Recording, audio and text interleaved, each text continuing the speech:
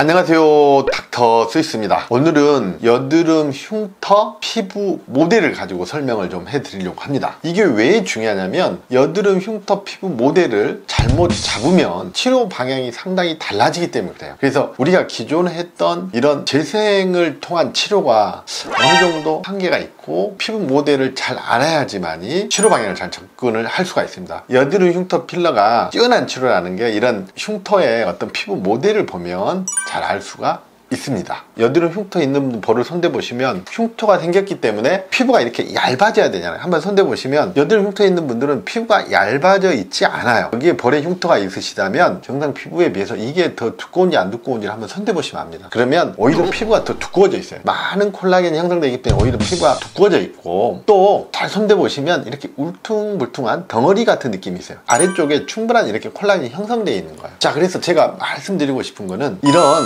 콜라겐이 과형성되어 있다는 거 제가 말씀을 해드릴게요. 자, 제가 피부 모델 보겠습니다. 여기 이제 피부가 표피, 진피 피부인데 얘가 이제 표피고 진피입니다. 자, 그래서 우리가 보통 이렇게 여드름 흉터가 생기면 이렇게 패인다고 생각을 하는 거예요. 물론 조그만 흉터는 피부가 이렇게 패기도 하지만 우리가 보통 신경 쓰는 큰 흉터 있잖아요. 롤링형의 큰 흉터나 박스의 큰 흉터들은 어떤 식으로 보통되냐면 아예 피부 전체가 날아가 버립니다. 이렇게 전체가 날아가고 이 염증이 아래까지 가고 이 보면 이 콜라겐을 이런 식으로 만들어줍니다. 이런 식으로 아주 콜라겐을 과형성을 해요. 오히려 이게 약간 내려가는 거예요. 이미 콜라겐은 충분히 형성이 되고 콜라겐 부족에 의해서 이 여드름 흉터가 못 메꾸어진 게 아니라는 거예요. 이게 아주 중요한 포인트가 됩니다. 즉 여드름 흉터는 이렇게 표피, 진피를 다 뚫고 지방층까지 염증이 내려가고 이렇게 큰 흉터가 남는다는 거예요. 아래까지. 위쪽에만 있는 게 아니라 큰 흉터든 아래쪽에 이렇게 지방층까지 내려오고 이렇게 콜라겐 덩어리가 엄청 큰 덩어리가 남는다는 거예요. 그래서 얼굴을 손대보시면 오히려 뭔가 딱딱한 덩어리들이 만져진다는 걸 알 수가 있고, 오히려 여드름 흉터 환자들 피부가 두꺼워져 있다는, 충분한 재생이 돼 있고 콜라겐이 충분하기 때문에 여기에 콜라겐을 더 늘린다는 것 자체가